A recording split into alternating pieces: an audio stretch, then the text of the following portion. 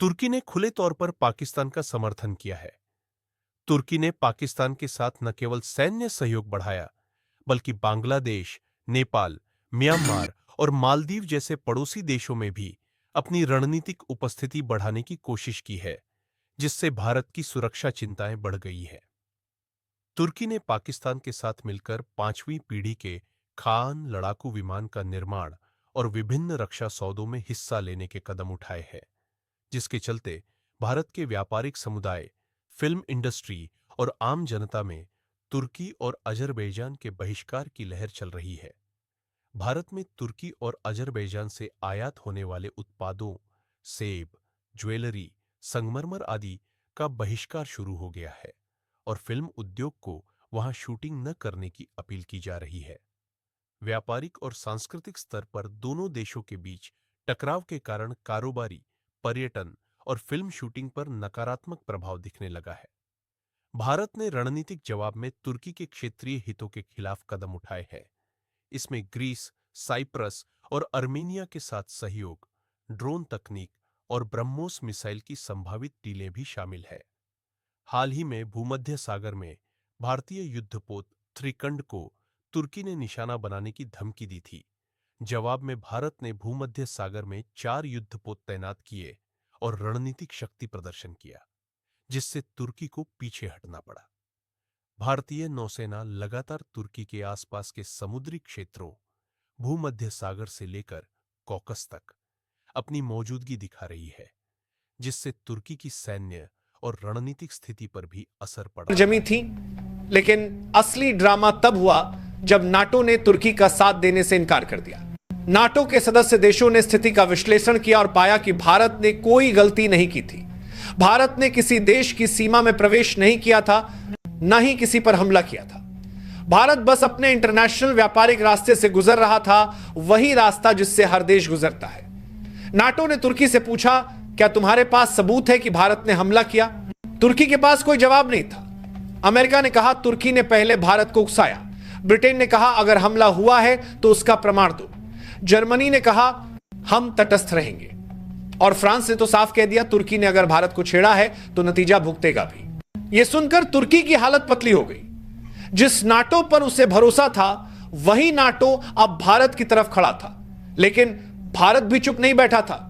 भारतीय नौसेना ने अपने 5 घातक युद्धपोत इंस विक्रांत, इंस त्रिकंड, इंस चेन्नई, इंस कोची और इंस दिल्ली को रणनीतिक स्थिति में तैनात कर दिया। भारतीय पायलटों की नजरें आसमान पर थीं और समुद्र में हर लहर भारत की ताकत का प्रतीक बन चुकी थी।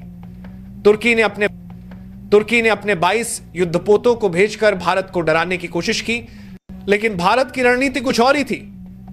भारत ने सीधे टक्कर नहीं ली, बल्कि उसने तुर्की के सिस्टम को भीतर से हिला दिया। भारत गोली चलाए दुश्मन को घुटनों पर लाने वाली रणनीति। तुर्की की सप्लाई चेन भी कट गई। उसके जहाजों को ईंधन और संचार सहायता नहीं मिल पा रही थी। वो पूरी तरह भारत की रणनीति में फंस चुका था। तुर्की को लगा था कि नाटो उसे बचा लेगा, लेकिन नाटो ने उल्टा सवाल पूछ लिया, तुर्की तूने किया क्या है? अब तुर्की के पास कोई जवाब नहीं था। नाटो ने भारत को निर्दोष माना और कहा कि भारत ने सिर्फ अपने रास्ते की सुरक्षा की है। इससे तुर्की को झटका लगा, क्योंकि अब उसका भारत को फंसाने का प्लान धूल में मिल चुका था। इस झटके के बाद तुर्की के राष्ट्रपति एर्दोआन का आपा खो गया।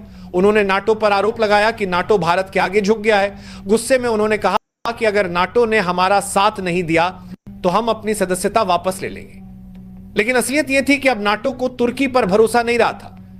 नाटो जानता था कि तुर्की अपनी मनमानी कर रहा है और उसके कदम अंतरराष्ट्रीय नियमों का उल्लंघन है। इस बीच भारत के पक्ष में रूस और इजराइल खुलकर सामने आ गए।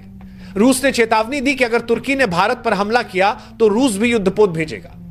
इजराइल ने कहा कि अगर कोई देश भारत को धमकाएगा तो हम भारत के साथ खड़े होंगे।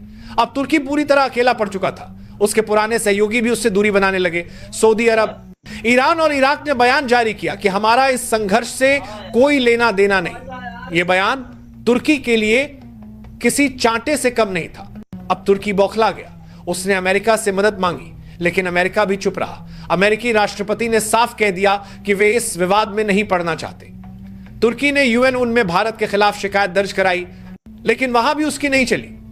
संयुक्त राष्ट्र के कई सदस्य देशों ने भारत के पक्ष में आवाज उठाई और कहा कि भारत ने अंतर्राष्ट्रीय कानून का पालन किया है। लेकिन तुर्की ने हार मानने से इनकार कर दिया। उसने 18 मुस्लिम देशों का एक नया संगठन बनाया और भारत के खिलाफ माहौल बनाने की कोशिश की।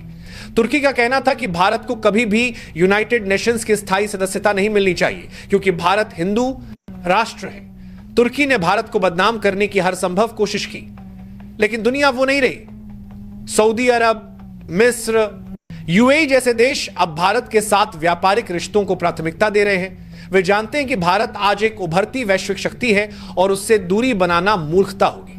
दूसरी तरफ भारत के अंदर भी लोगों का आत्मविश्वास बढ़ गया। भारत ने साबित कर दिया कि वो अब सिर्फ एक रिएक्ट करने वाला देश नहीं बल्कि एक स्ट्रैटेजिक फोर्स है जो अपने विरोधियों को सोचने पर मजबूर कर देती है। तुर्की ने न सिर्फ सैन्य रूप से बल्कि कूटनीतिक रूप से भी अपनी सबसे बड़ी गलती कर दी थी। उसने भारत को कमजोर समझा, लेकिन भारत ने उसे उसी के मैदान में मात दी। भूमध्य सागर में अब भारत की मौजूदगी ने पूरी भू राजनीतिक तस्वीर बदल दी है। अब यह साफ हो गया है कि भारत सिर्फ हिंद महासागर तक सीमित शक्ति नहीं है बल्कि उसकी पहुंच भूमध्य सागर तक है। भारत के युद्धपोत वहां सिर्फ ताकत दिखाने नहीं गए हैं बल्कि उन्होंने एक संदेश दिया है। भारत जहां चाहे वहां अपनी मौजूदगी दर्ज करा सकता है। तुर्की अब नाटो से नाराज है, अमेरिका से निराश है और दुनिया में अकेला खड़ा है। उसकी स्थिति उस खिलाड़ी जैसी है जो खुद अपने जाल में फंस गया हो। अब तुर्की के सामने दो ही रास्ते बचे हैं, या तो भारत के साथ बातचीत करे और अपने अहंकार को त्याग दे, या फिर एक ऐसी जंग छेड़े जिसमें उसका भविष्य खुद अंधकार में डूब जाएगा। भारत ने अब तक तो धैर्य रखा है, लेकिन अगर तुर्की ने फिर कोई दुस्साहस किया तो नतीजा क्या होगा, यह सोचकर ही उसके माथे पर पसीना आ जाता है। क्योंकि अब भारत वही देश नहीं रहा जो चुपचाप सब सह लेता था। अब भारत वही करता है जो जरूरी होता है, चाहे वो साइबर वार हो, कूटनीति हो या सीधी कार्रवाई। भूमध्य सागर की लहरें अब भारत की मौजूदगी से परिचित हो चुकी हैं। तुर्की का घमंड अब नमकीन पानी में बह चुका है और नाटो ने भी सीख ली है कि सच्चाई हमेशा ताकत के साथ नहीं, न्याय के साथ होती है। भारत ने न तो किसी पर हमला किया, न किसी की सीमा लांघी, लेकिन